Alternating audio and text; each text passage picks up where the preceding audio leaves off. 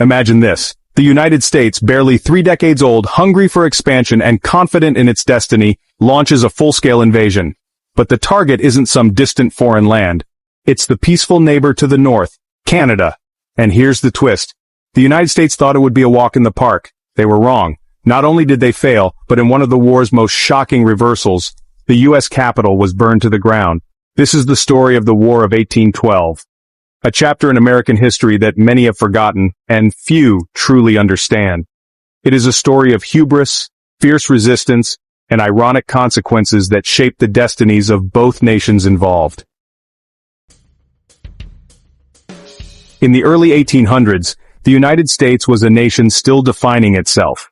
The Revolutionary War was a recent memory, and the wounds of colonialism had barely begun to heal. Across the Atlantic, Britain was locked in a brutal conflict with Napoleonic France. As a result, British naval policy aggressively targeted American shipping. British ships routinely stopped American vessels, searching them for deserters from the Royal Navy. But often, they impressed innocent American sailors into British service, essentially kidnapping them and forcing them to serve a foreign power. This practice, known as impressment, enraged the American public and politicians alike. But it wasn't just the high seas where tensions were rising. On the western frontier, American settlers accused Britain of inciting Native American resistance by supplying arms and support to tribes hostile to American expansion. There was a growing belief that British Canada was deliberately undermining American sovereignty and territorial ambitions. For many American leaders, the solution was clear strike at the British, where they were weakest, in Canada. Expansionists and war hawks in Congress, like Henry Clay and John C. Calhoun, saw the conquest of Canada not only as retaliation, but as an opportunity to fulfill the nation's manifest destiny before the term even existed. The plan to invade Canada was built on arrogance and fantasy. Leading voices in Congress argued that the population of Upper Canada, which is modern-day Ontario, would rise up to join the Americans in throwing off British rule. Thomas Jefferson famously said that capturing Canada would be a mere matter of marching. This overconfidence stemmed from several miscalculations. Many Americans believed Canadian colonists were disillusioned with British rule and would see U.S. troops as liberators. What they failed to consider was that most Canadians at the time were either loyalist refugees from the American Revolution or settlers who had no real quarrel with British governance. To them, the U.S. was an aggressor. The invasion was also plagued by internal divisions. The U.S. military was still in its infancy, with few trained officers and an army reliant on untested volunteers and underfunded militias. Coordination between different state units was minimal, and supply lines were chaotic. Despite these challenges, President James Madison signed a declaration of war on June 18, 1812. The United States, a young republic with limited military might, was about to go toe-to-toe with the greatest empire on earth. In July 1812, General William Hull led an invasion into Canada from Detroit. His orders were to march into Upper Canada, rally the local population, and quickly secure the territory. But from the start, things went wrong. His troops were poorly supplied, morale was low, and the expected Canadian uprising never materialized. When Hull learned that a combined British and Native American force was approaching, he panicked. Convinced he was outnumbered and surrounded, he surrendered Detroit without firing a single shot. It was a humiliating start to the war and gave the British a major psychological and strategic advantage. Simultaneously, other American efforts to push into Canada met stiff resistance. At the Battle of Queenston Heights in October 1812, U.S. forces attempted to cross the Niagara River but were repelled by a determined British-Canadian defense. General Isaac Brock, a heroic figure in Canadian history, was killed during the battle, but his leadership and sacrifice inspired a fierce defense that routed the American invaders. One of the most glaring problems in the early American campaigns was the reluctance of state militias to cross international borders. Many soldiers refused to fight on foreign soil, arguing their duty was to defend their home states, not to invade another country. This legal and cultural hesitation crippled the effectiveness of U.S. offensives and turned what was supposed to be a swift campaign into a prolonged and chaotic mess. One of the most fascinating and tragic elements of the War of 1812 was the critical role played by Native American nations. For decades, indigenous peoples had resisted American encroachment into their lands. Tecumseh, a Shawnee leader, emerged as the most powerful and charismatic native leader of his time. Tecumseh envisioned a grand native confederation, a united front of tribes stretching from the Great Lakes to the Gulf of Mexico. His goal was to establish a permanent native homeland and stop the relentless spread of American settlers. To achieve this, Tecumseh allied with the British, not out of loyalty to the crown, but as a necessary partnership to secure the survival of his people. His warriors fought in nearly every major battle along the western frontier, and his leadership turned small skirmishes into prolonged conflicts that bled the United States military of manpower and morale. Tecumseh's greatest military achievement came at the Battle of the Thames in 1813, where his leadership was pivotal until he was killed in combat. His death marked a turning point in the war, as his confederation soon collapsed without his unifying presence. But his legacy lived on, and his dream of a native nation, though unrealized, became a lasting symbol of indigenous resistance. While the United States struggled on land, it found unexpected success at sea.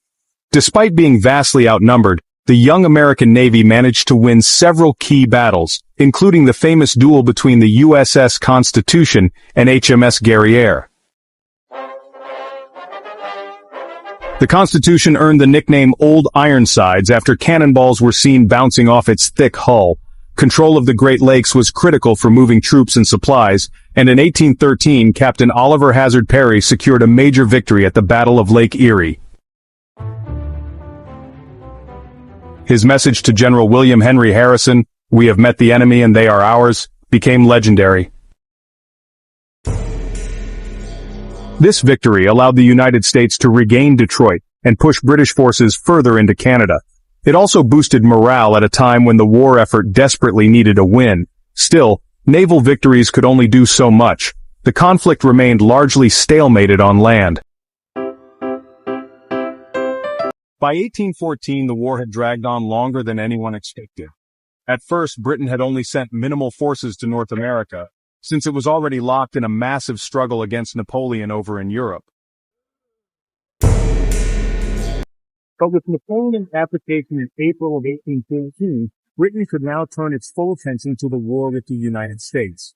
The shift was immediate and, honestly, pretty severe. Britain began to send thousands of hardened, battle-tested troops to North America.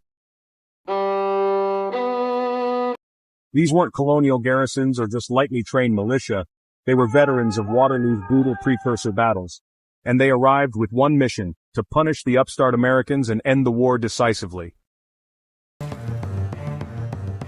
One of the most daring plans was to launch a raid against the American capital, Washington, D.C. The idea was simple: strike a humiliating blow, one that would really demoralize the American public and push them to accept peace. Though the United States emerged from the war with some wins, the central goal of conquering Canada remained a failure. The reasons were, honestly, pretty manifold. First, there were some faulty assumptions. American leaders assumed Canadians would support their invasion, but in reality, many Canadians stayed loyal to the British or were, fiercely defensive of their homes. Second, leadership confusion played a big role.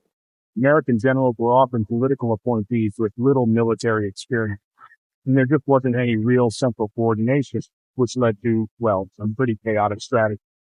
Third, there were the limitations of the militia. A lot of militia members refused to fight outside their states, which really limited offensive operations. Fourth, you had effective British defense. Even though British and Canadian forces were outnumbered, they made use of superior logistics, strong alliances, and smart defensive strategies. And finally, indigenous resistance was a huge factor. Native allies, especially under leaders like Tecumseh, created massive logistical and strategic problems for United States forces. In the end, the war actually helped forge a distinct Canadian identity. The collective memory of rebelling American invasion became foundational to Canadian nationalism. Signed on December 24, 1814, in Ghent, Belgium, the treaty ended hostilities but really resolved none of the war's initial causes. There were no territorial changes, and the issue of impressment was left unaddressed, though it became irrelevant with Napoleon's defeat. Both sides agreed to return to pre-war boundaries. The treaty was, in essence, just a truce, not a real solution. However, the war's end marked the beginning of a new chapter. In the United States, it sparked a wave of nationalism and economic growth. In Britain, it removed a costly distraction, and in Canada, it validated the need for defense and unity. For Native Americans, though, the treaty was devastating. Abandoned by their British allies, many tribes faced renewed American expansion and growth treaties. The dream of a native confederation died with Tecumseh, and westward expansion just accelerated, unchecked. The War of 1812 is remembered differently in each nation. In the United States, it's seen as a second war of independence. It launched political careers like Andrew Jackson's, created national symbols like the anthem, and honestly, united a fractured population. In Canada, it's remembered as a victory of survival. Despite being outnumbered, they repelled invaders, sparked an early Canadian identity. For Britain, it was just a minor theater in global war. Once Napoleon was defeated, their focus on North America faded. For indigenous nations, though, it was a tragic betrayal. Their resistance was valiant, but their allies abandoned them after negotiating a table. Perhaps most ironic of all, the war that began over maritime rights was decided on land, far from the open seas. And while no territory changed hands, the war fundamentally reshaped relationships across the continent. The War of 1812 faded from collective memory, but its impact was lasting. It taught the United States humility, gave Canada a reason to unite, and left behind a trail of broken promises for the people who had fought hardest to protect their homes. From the smoldering ruins of Washington to the battered walls of Fort McHenry, the War of 1812 left scars across North America. It was a war fought in forests and forts, on lakes and in cities, between empires, republics, and nations that existed only in the hearts of their people. It is a war largely forgotten, overshadowed by others, simplified in textbooks, and misunderstood in modern narratives. But in that war are the seeds of American pride, Canadian identity, and Native heartbreak. A war that began with dreams of conquest ended with hard truth, forged not in glory, but in resilience. And so, the next time you hear the Star-Spangled Banner, just remember, it was born not in triumph, but in defiance. In a war where America invaded Canada and learned just how costly overconfidence can be.